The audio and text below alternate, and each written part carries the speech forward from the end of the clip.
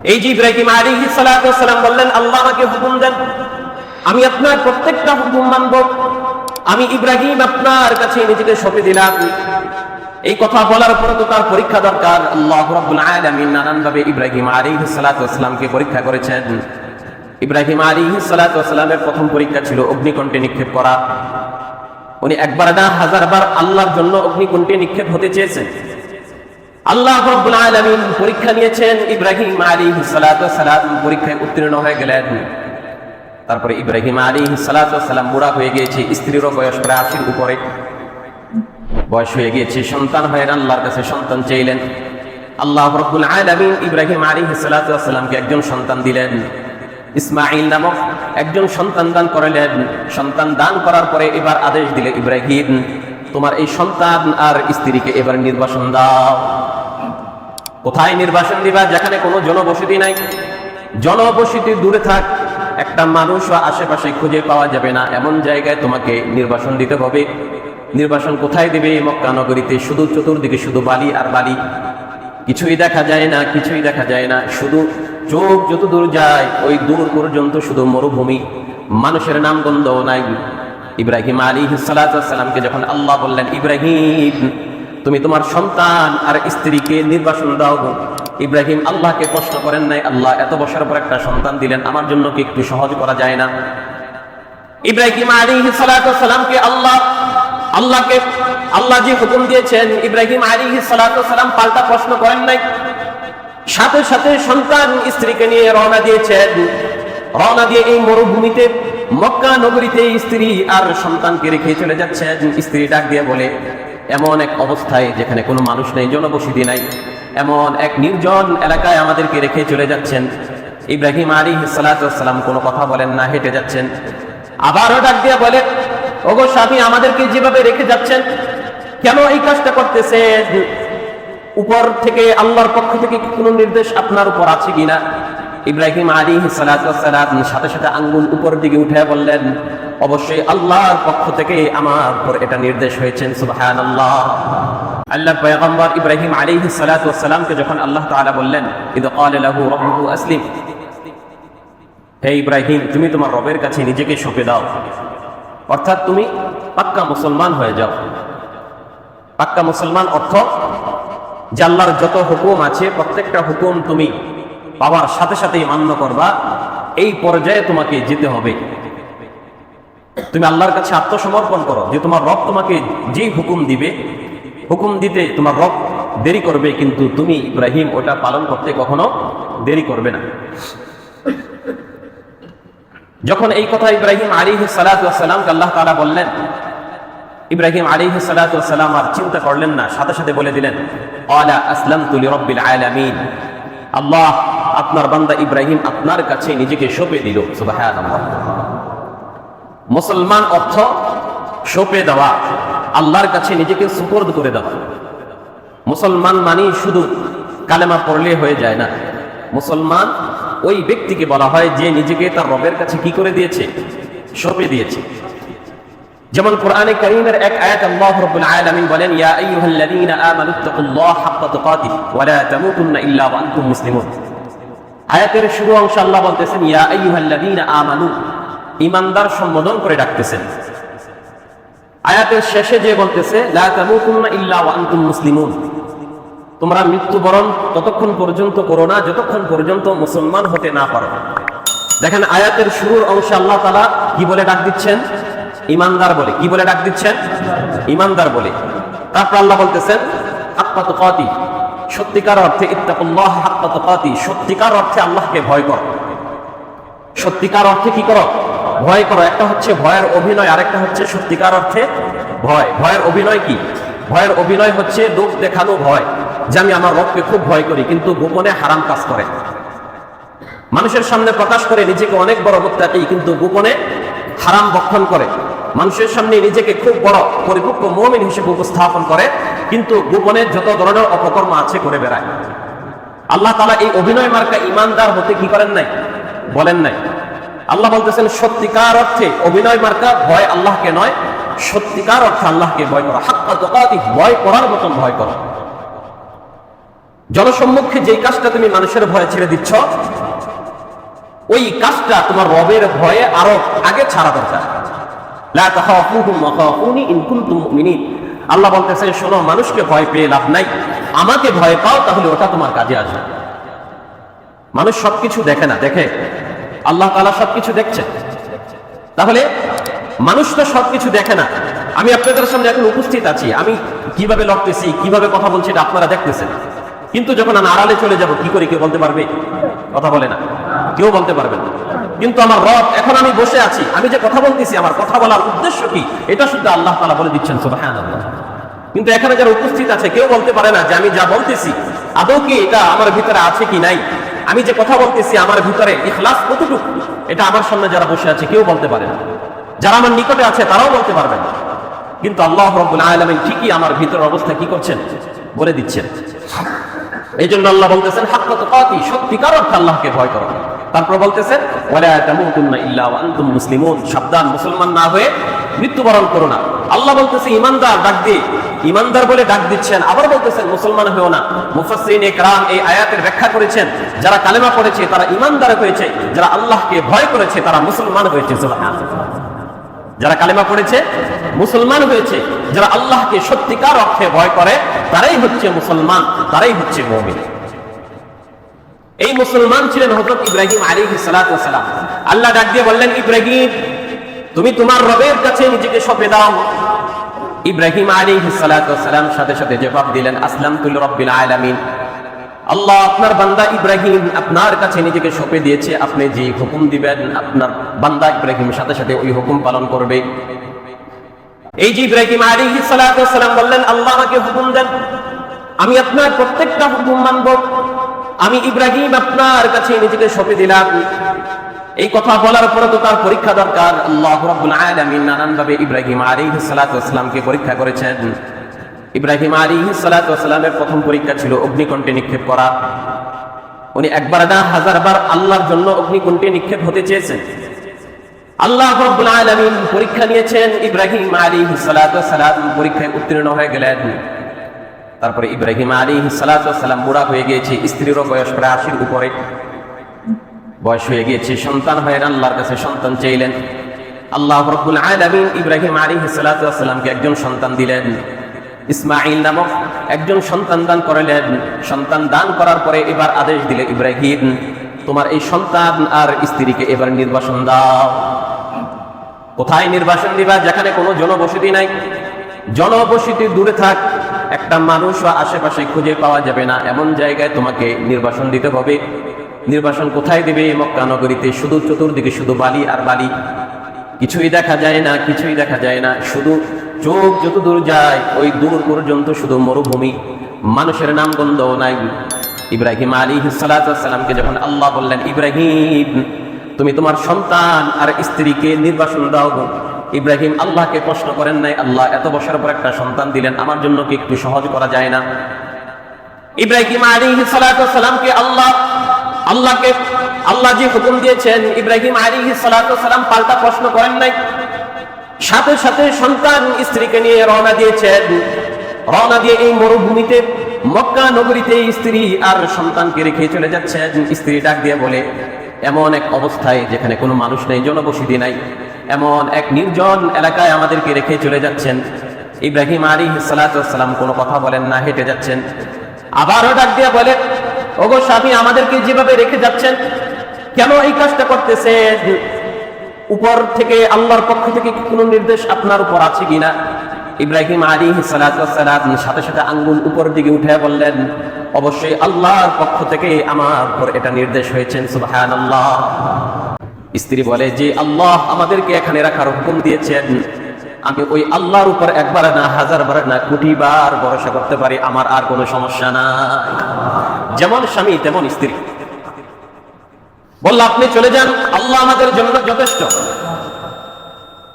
বিবি ও ইব্রাহিম আলাইহিস সালাতু ওয়াস সালামের পরীক্ষা সহজ করে দিয়েছেন। বিবি যদি বলতো, আল্লাহর হুকুম আপনার উপর, আমাদেরকে কেন শাস্তি দিবেন? কেন আমাদেরকে আপনি শাস্তি দিবেন? হুকুম আল্লাহর পক্ষ থেকে আপনার উপর, আমাদের উপর না। এই কথাটা যদি বিবি বলতে পারতো কিনা?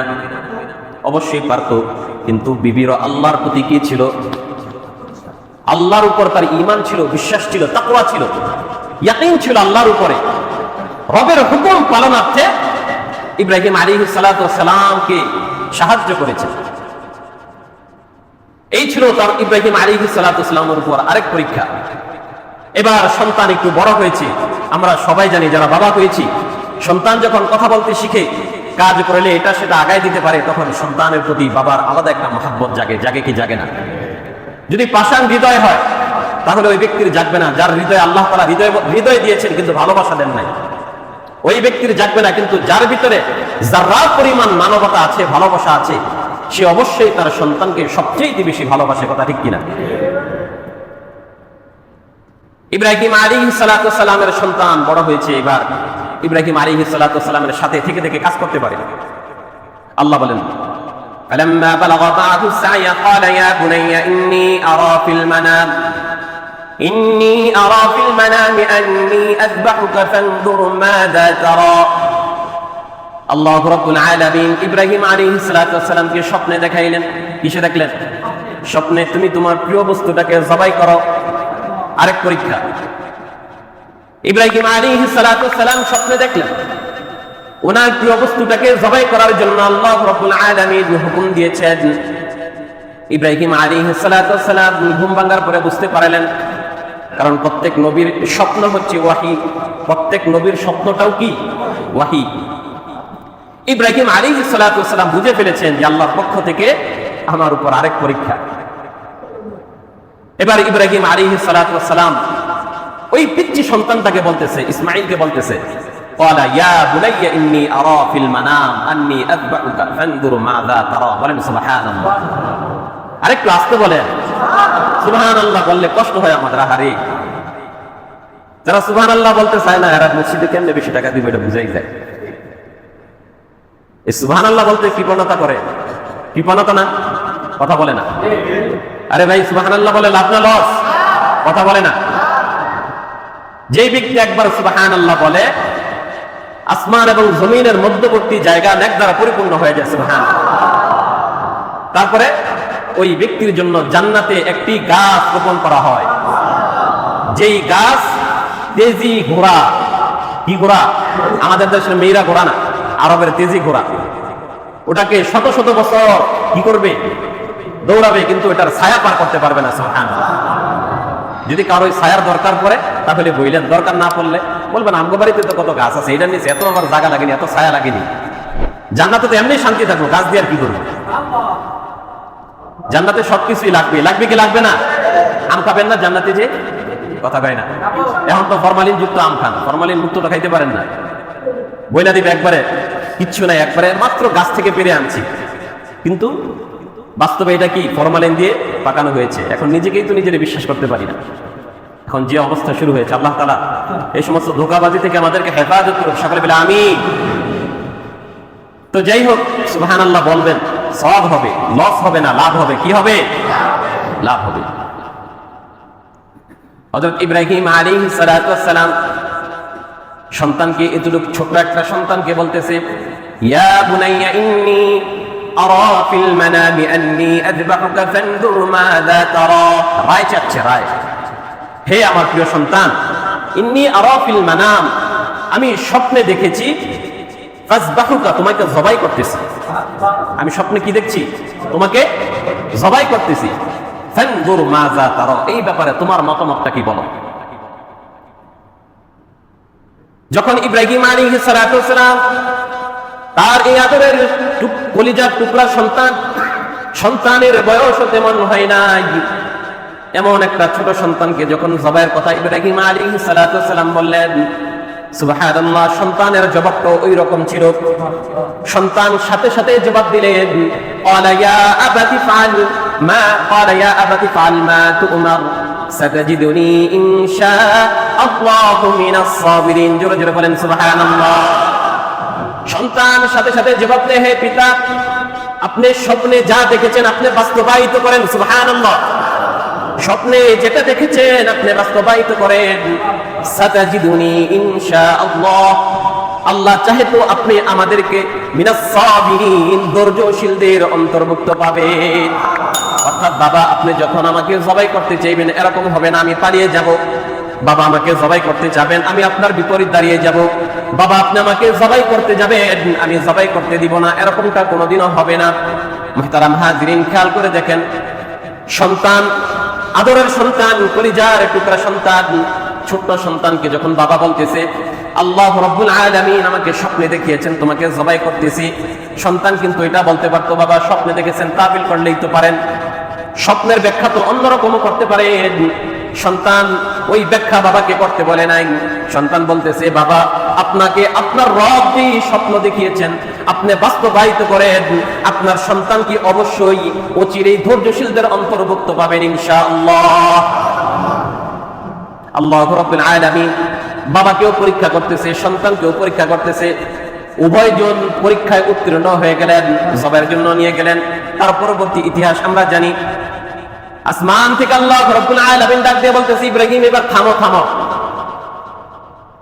ওয়ানাদাইনাহু আইয়া ইব্রাহিম قد صدقت الرؤيا إنا كذلك نجزي المحسنين। জবাই যখন শুরু করে দিয়েছে আল্লাহ উপর থেকে ডাক দিয়ে বলতেছে ইব্রাহিম হইছে, থামো থামো। قد صدقت الرؤيا, তুমি তো তোমার স্বপ্নকে বাস্তবায়িত করে ফেলেছো। সুবহানাল্লাহ। ইন্না কাযালিকা নাজিজিল মুহসিনিন, অবশ্যই তুমি মুহসিনদের অন্তর্ভুক্ত হয়ে গেছো।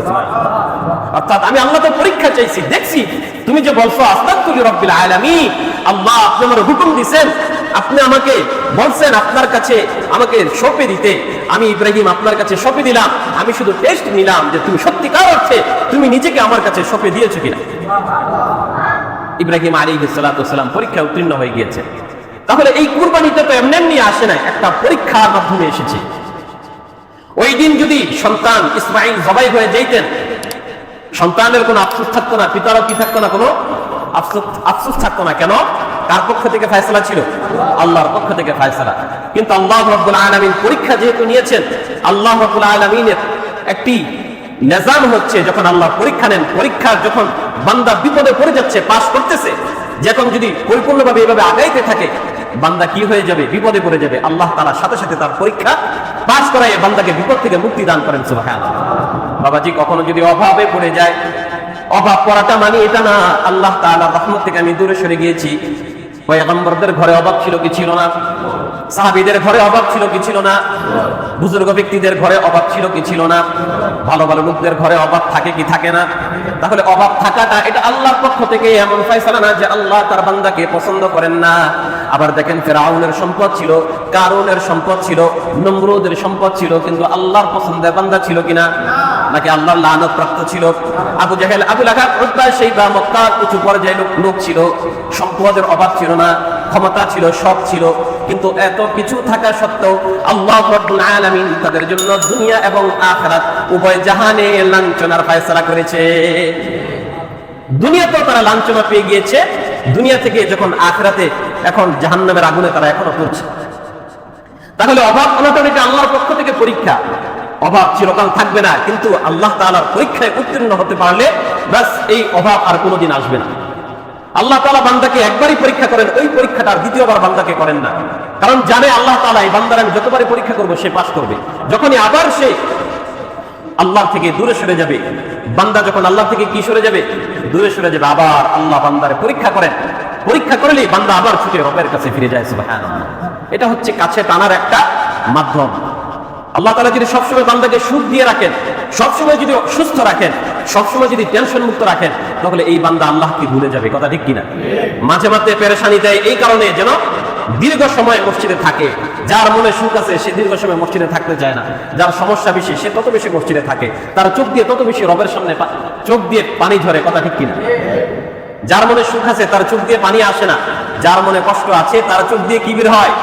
পানি বের হয়। যখন অভাবে পড়ে যায়, কোনো দিক থেকে টাকা আসতেছে না, কিভাবে সংসার চালাবে, এই টেনশন যখন মাথার ভিতরে আসে, আর রবের সাথে যদি কানেকশন থাকে, তখন আর কিছু করে না, জায়নামাজটা বিছায়, নামাজ পড়ে দুই হাত তুলে চোখের পানিগুলো রবের সামনে ছেড়ে দেয় যে আল্লাহ রিজিকের ফয়সালা আপনার থেকে আসবে, আমি তো একটা মাধ্যম, আপনি আমাকে এভাবে পরীক্ষায় ফেললে আমি আমার পরিবারকে কিভাবে চালাবো।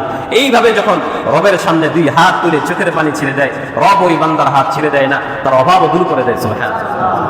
কিন্তু বান্দা যখন অভাবে পড়ে হারামের মধ্যে ঢুকে যায়, বাস পরীক্ষায় সে ফেল মেরে যায়, আর ওই ব্যক্তির অভাব কোনোদিনও যায় না। আল্লাহর পক্ষ থেকে পরীক্ষা শুরু হয়, কিন্তু পরীক্ষা শুরু হওয়ার পরে যদি আমরা মনে করি যে ঘাবড়াই যে আহারে এইভাবে শুরু হয়েছে, কিভাবে চলবো, তখন দিলটাকে স্থির করবেন। দিলটাকে কি করব? স্থির করব যে সবাই আমার হাত ছেড়ে দিলে আমার রব আমার হাত কখনো ছাড়বেন না। আল্লাহ শপথ করে বলতেছি, দুনিয়ার সবাই আমার হাত ছেড়ে দিবে, আমার অভাব আসলে আমার আত্মীয় স্বজন সবাই আমার থেকে দূরে চলে যাবে, ভয় পাবে, না জানে আমার কাছে টাকা চেয়ে বসে, না জানে কি চেয়ে বসে, সবাই আমার থেকে দূরে চলে যাবে, কিন্তু রব কোনোদিন দূরে যাবে না। যে বান্দা তো অভাবে পড়েছে, না জানি বান্দা আমার কাছে কি চায় বসে, বরঞ্চ রব এটা চায়, বান্দা তুই অভাবে পড়েছ, তাড়াতাড়ি আমার কাছে চাও, আমি তোমার অভাব দূর করে দেবো। সুবহানাল্লাহ। দুনিয়ার মানুষ দৌড়ায়, রব কাছে আসে, বলেন সুবহানাল্লাহ। দুনিয়ার মানুষ কি করে? দৌড়ায়, আপনজন দূরে চলে যায়। আপনার ঘরে যখন অভাব আসবে দেখেন আপনজন আপনার কাছে নাই, দূরে চলে গিয়েছে। আপনি অসুস্থ হয়েছেন, এখন আর ইনকাম করতে পারেন না আগের মতন, দেখবেন আগের মতন আপনার পরিবার এখন আর আপনাকে ভালোবাসবে না। কিন্তু আল্লাহ রাব্বুল আলামিনের ভালোবাসার মধ্যে বান্দার কোনো কমতি আসে না। বান্দার সম্পদ থাকলেও আল্লাহ ওই বান্দাকে ভালোবাসেন। বান্দার যদি সম্পদ নাও থাকে, আল্লাহ রাব্বুল আলামিন ওই বান্দাকে ভালোবাসেন। শুধু পার্থক্য হচ্ছে বান্দা শুধু আল্লাহকে একটু ভয় করবে। বান্দা কি করবে? আওয়াজ করে বলবেন, কি করবে? আল্লাহকে ভয় করবে, আল্লাহর হুকুমগুলা পালন করবে। আল্লাহ রাব্বুল আলামিন বান্দাকে যখন যেই হুকুম দিবেন, যখন যে আদেশ দিবেন, বান্দাকে যখন যেই কাজ করতে আল্লাহ রাব্বুল আলামিন বলবেন, বান্দার সাথে সাথে ওই কাজটা করে ফেলবে। ওই বান্দা আল্লাহর কাছে অনেক দামি। ওই বান্দার টাকা পয়সা লাগবে না, ওই বান্দার চেহারা সুন্দর লাগবে না, ওই বান্দার কাপড় চোপড় দামি লাগবে না, ওই বান্দার কাপড় চোপড় সুন্দর লাগবে না, ওই বান্দার গায়ের রং যদি কুৎসিত কালো হয়, তারপর আল্লাহর কাছে অনেক দাম।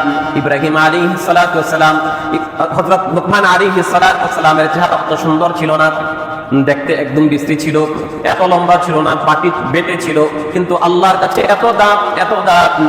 হযরত লুকমান আলাইহিস সালাতু ওয়াস সালামের সন্তানকে দেওয়া উপদেশগুলো কোরআনের মধ্যে আল্লাহ রাব্বুল আলামিন দিয়ে দিয়েছেন।